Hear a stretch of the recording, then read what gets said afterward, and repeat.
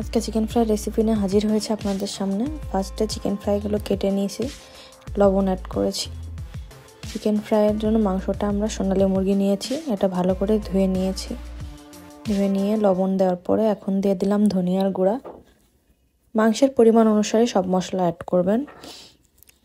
ধনিয়ার গুঁড়া দিয়ে দেওয়ার পরে এখন দিচ্ছি জিরার গুঁড়া।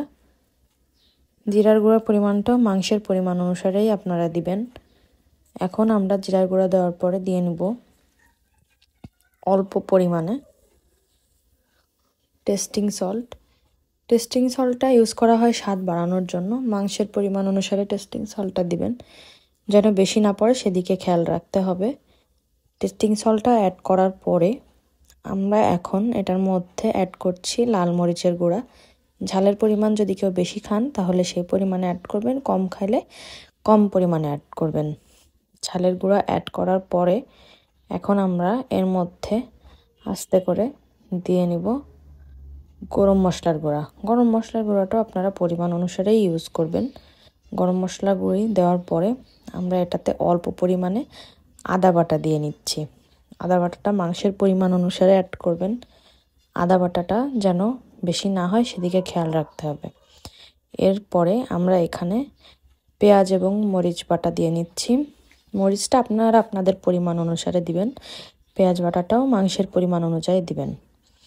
পেঁয়াজ বাটা এবং মরিচ বাটা অ্যাড করার পরে আমরা এটার মধ্যে অ্যাড করছি একটু ভিনেগার।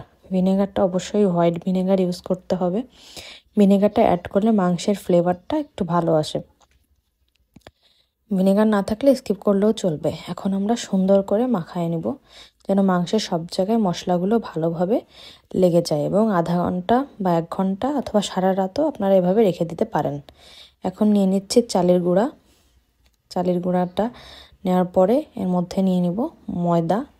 সব কিছুই পরিমাণ মতো নিতে হবে। চিকেন ফ্রাইয়ের উপরে যে ডোটা সেটা তৈরি করছি আমরা।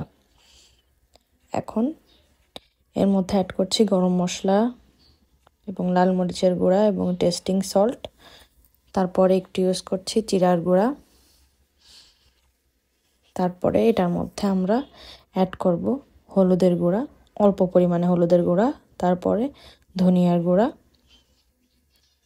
এবং গরম মশলার গুঁড়া। এগুলো অ্যাড করে ভালোভাবে আমরা এটা মিক্স করে নিব। মিক্স করে নিয়ে একটু লবণ দিয়ে নিয়ে আবারও মিক্স করব।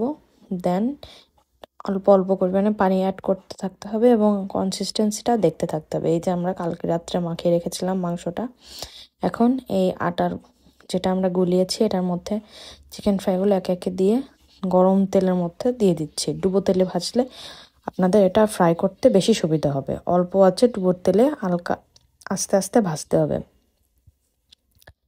পরিমাণ মতো চিকেনগুলো আমরা দিয়ে নিলাম তেলের মধ্যে। এখন এক পাশ ভাজা হলে উল্টিয়ে দিব, আর এক পাশ ভাজা হলে আমরা সুন্দর করে এটা একটা সার্ভিং ডিশে সার্ভ করে নিব। দেন হয়ে গেল আমাদের দারুণ চিকেন ফ্রাই। এটা অবশ্যই ট্রাই করে আমাদের জানাবেন। Thank you.